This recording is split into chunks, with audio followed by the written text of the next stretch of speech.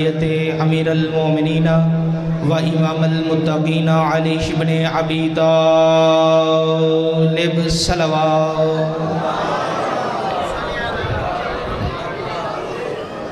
अम्मा बादु बिस्मिल्लाहिर रहमानिर रहीम इन्नल हुसैन मिसबाहुल हुदा व सफीनतुन निजा व आवाज़ बुलंदर सल्लल्लाहु।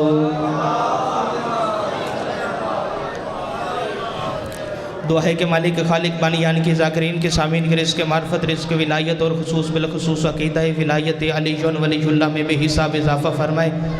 मालिक खालिक जो इस दरबार में जो मांगने के लिए आया है उठने से पहले मुस्तजाब फरमाए।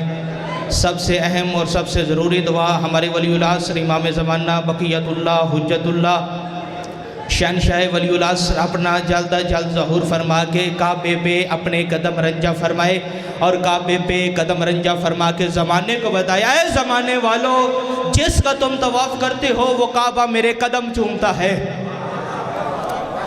इन सब दुआओं को कबूलियत तक पहुँचाएँ। सहारा दरूद कर लें, बुलंदर सलवात पढ़ें।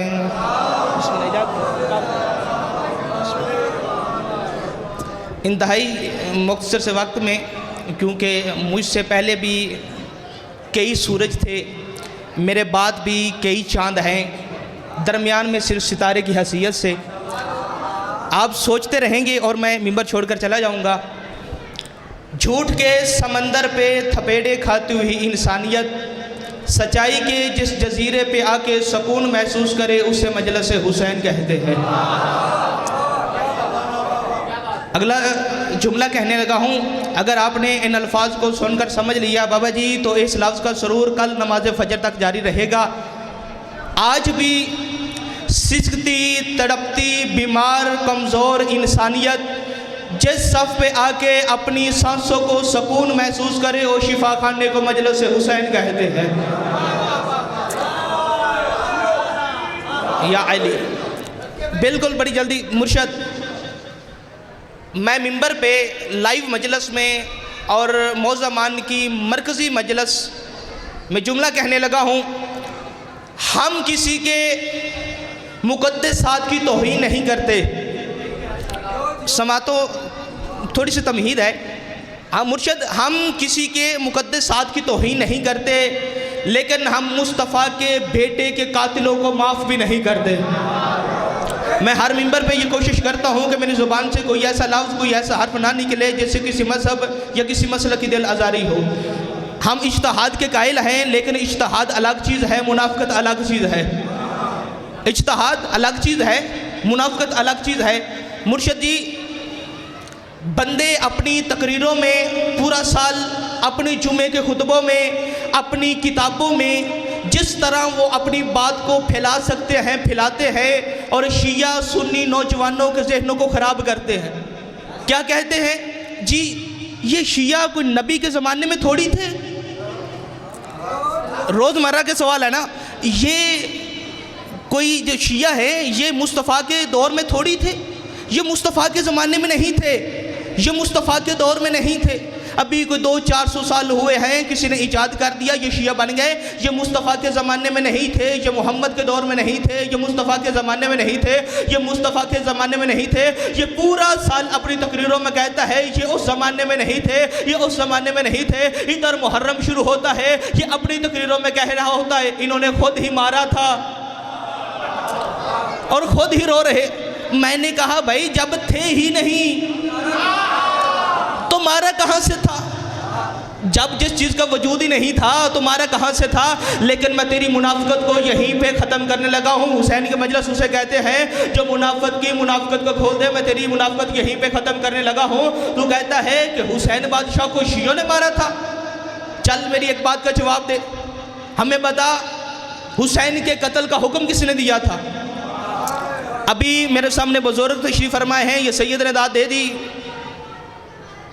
अभी पता चल जाएगा कि हुसैन के कातिल तुम्हारे घर से निकलते हैं या हमारे घर से निकलते हैं। हमें बता हुसैन बादशाह के कत्ल का हुक्म किसने दिया था? जी यजीद ने दिया था। अब यहाँ पे चाल चलेगा मुर्शद जी, यजीद बुरा था, यजीद फासिक था, यजीद फाजर था, यजीद शारबुल खामर था, यजीद शरीफ नफ्सों का कातिल था। जो था यजीद था, बाकी सब ठीक थे। हमें तू मान तो क्या है ना कि हुसैन बादशाह के कत्ल का हुक्म यजीद ने दिया था। बुजुर्गों, मेरे सामने पंचायती बंदे तशरीफ फरमाए हैं। मैं एक ही जुमले में हुसैन के कातिल लाकर आपके सामने पढ़ने लगा हूँ। इंसाफ आपके हाथ में है, हमें बताएं हुसैन बादशाह के कत्ल का हुक्म किसने दिया था? उसने कहा यजीद ने दिया था। मैंने कहा बात यहीं पे ख़त्म करते हैं, यहीं से चलते हैं काबे के सहन तक। मैं भी वजू करता हूँ, तू भी वजू कर। बात मैं वो करने लगा हूँ जो शिया जवान सीना तान के हर मैदान में कर सकता है। बात यहीं पे ख़त्म करते हैं, यहीं से चलते हैं काबे के सहन तक। मैं भी वजू करता हूँ, तू भी मैं भी काबे के गुलाफ पे हाथ रखता हूँ, तू भी काबे के गुलाफ पे हाथ रख। फिर हरम के सामने खड़े होके एक सफेद कागज पे मैं भी अपने 12 इमामों के नाम लिखता हूँ। तुझ में जुर्रत है, तू भी अपने 12 इमामों के नाम लिख। फिर दोनों कागज देख लेंगे। अगर यजीद मेरे इमामों में हुआ फिर हमने मारा था, अगर तेरे इमामों में हुआ फिर तुमने मारा था। बिस्मिल्लाह। अगर यजीद, बड़ी जल्दी करने लगा, अगर यजीद तुम्हारे इमामों में हुआ, अगर यजीद का शजरा तुम्हारे बड़ों से मिल। अच्छा, एक मुझे भाई कहने लगा, उसने कहा भाई हमारा इमाम है यजीद मुर्शद। उसने कहा हमारा इमाम है यजीद, उसे इतना बुरा ना कहा करो, उसे इतना बुरा ना कहो। मैंने कहा उसे भी बुरा ना कहे जिससे बीवी और फूफी में तमीज़ ही ना हो। उसने कहा हमारा इमाम है। मैंने कहा फिर छुप छुप के यजीद का दिफा कैसा? आ चौक में आ, हमारी आंखों के सामने आ। मैं हुसैन बादशाह की पाक माँ का नाम बताता हूँ, तू यजीद की माँ का नाम बता। मैं हुसैन की दादी का नाम बताता हूँ, तू यजीद की दादी का नाम बता। मैं हुसैन की पाक अम्मा का पाक किरदार पढ़ता हूँ, तू यजीद की माँ का किरदार पढ़। मैं हुसैन की दादी का किरदार पढ़ता हूँ, तू यजीद की दादी का किरदार पढ़। और याद रखना जब तू यजीद की माँ का किरदार पढ़ेगा ना तो मजमे में से बुजुर्ग उठ के कहेगा अब मुल्ला हया कर, नाचने वाली माओं के बच्चे उम्मत के इमाम नहीं होते।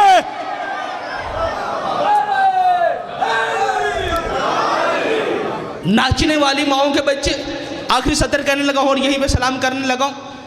और आज का नौजवान तहकीक करके देखिएगा, और आज का नौजवान तहकीक चाहता है मुर्शद, आज का शिया सुन्नी नौजवान तहकीक चाहता है कि मैं तहकीक करके जुस्तजू करके हक़ को तलाश करूं।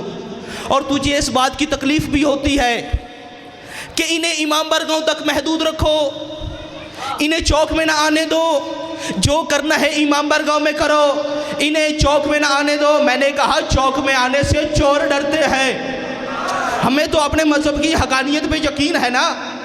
नहीं, इन्हें चौक में रखो, इन्हें चौक में ना आने दो, इन्हें चौक से बाहर रखो, इन्हें सिर्फ इमाम बरगाहों तक रखो, जो करना है सिर्फ इमाम बरगाहों तक करो। मैंने कहा हमें अपने मजहब की हकानियत बयान करने का पूरा हक है, और कभी हमारे किसी आलम ने किसी शिया जवान से नहीं कहा कि फ़लाँ की तकरीर सुनने ना जाना। मना भी तू करता है और कहता है कि इन्हें चौक में ना आने दो, और तुम्हें मजलिस हुसैन से तकलीफ़ बस यही है कि जब हुसैन के मातमी या हुसैन करते हुए चौक में आकर या हुसैन करेंगे तो आज का जवान तहकीक चाहता है वो जब देखेगा चौक में या हुसैन करते हुए मातमी, वो आकर तहकीक तो को चाहता है ना। वो नौजवान देखेगा ये हज़ारों और लाखों की तादाद में ये कोई जाहिल और अनपढ़ तो नहीं है, इनमें डॉक्टर भी हैं, इनमें प्रोफेसर भी हैं, इनमें टीचर भी हैं। ये इतने पढ़े लिखे ज़ेन, ये इतने ख़ानदानी लोग, ये इतने पढ़े लिखे ज़ेन, ये इतने पढ़े लिखे ज़ेन है कि ये कातिल और मकतूल दोनों को रज़ी अल्लाह नहीं कहते। ये इतने पढ़े लिखे ज़ेन हैं, ये इतने पढ़े लिखे ज़ेन हैं कि ये बुध को जुमा नहीं पढ़ते। ये इतने पढ़े लिखे ज़ेन, ये इतने ख़ानदानी लोग, ये नंगे सर नंगे पाँव चौक में खड़े होकर या हुसैन कर रहे हैं। वो पढ़ा लिखा जवान ये तो ज़रूर पूछेगा तुम किसको रो रहे हो, फिर मातमी हल्के से निकल के बताएगा हम हुसैन को रो रहे हैं। वो पूछेगा ये हुसैन कौन था, फिर मातमी बताएगा कि अपना अना व अपना अकौम की रूह से ये हुसैन मोहम्मद का बेटा था। वो पूछेगा ये हुसैन और कौन था? मातमी बताएगा मुस्तफ़ा ने फरमाया था इन्नल हुसैन मिसवाल हुदा वर सफीनतुन निजात, ये हुसैन हदायत का चिराग है और सफीना नजात है, कश्ती नजात है। वो पूछेगा ये हुसैन और कौन था? मातमी बताएगा मुस्तफ़ा ने फरमाया था हुसैन मुझसे है, मैं हुसैन से हूँ। वो पूछेगा ये हुसैन और कौन था? मातमी बताएगा जिससे मुस्तफ़ा अपने कंधों में बिठा के सैर करवाया करते थे। वो पूछेगा ये हुसैन और कौन था? ये हुसैन और कौन था? मातमी बताएगा जिसके कपड़े जन्नत से आते हो, जिसका झूला जबरील झुलाता हो। आप कितना बोल सकते हैं इश्क हुसैन की मस्ती में? वो पूछेगा ये हुसैन और कौन था? मातमी बताएगा मुस्तफ़ा मिंबर पे बैठे खुतबा दे रहे थे, इधर हुसैन मस्जिद में दाखिल हुए। मुस्तफ़ा ने खुतबा छोड़ा, हुसैन को उठाकर अपनी गोद में बिठाया था, फिर हुसैन के फजाइल पड़े थे। वो पूछेगा हुसैन और कौन था? मातमी बताएगा ये मोहम्मद का बेटा है, ये फातिमा का लख्त जिगर है, ये अली की आंखों का नूर है, वो पढ़ा लिखा जवान। आखिर इतना सुनने के बाद ये तो जरूर पूछेगा कि इतने बड़े हुसैन को आखिर मारा किसने था? फिर हम बताएंगे कि उसे शिमर ने मारा था। वो पूछेगा शिमर को खंजर किसने दिया था? फिर मजबूरन बताना पड़ेगा शिमर को खंजर यजीद ने दिया था। वो पूछेगा ये यजीद कौन था? फिर मजबूरन बताना पड़ेगा ये फकीर शाम का बेटा था, ये हिंदा का पोता था। वो पूछेगा ये हिंदा कौन थी? फिर मजबूरन बताना पड़ेगा जिसने जंगे ओहद में नबी के चाचा जनाबे हमजा का जिगर चबाया था। अब पता चला तुझे इस कौम के चौक में आने से तकलीफ क्यों होती है? क्योंकि हुसैन के मातम से तेरे बड़ों के शजरों से पर्दे उठ जाते हैं। दोनों हाथ बुलंद करके सेवन के शहनशाह को सलामी पेश करे। दम दम दम सखी सरदार कलंदर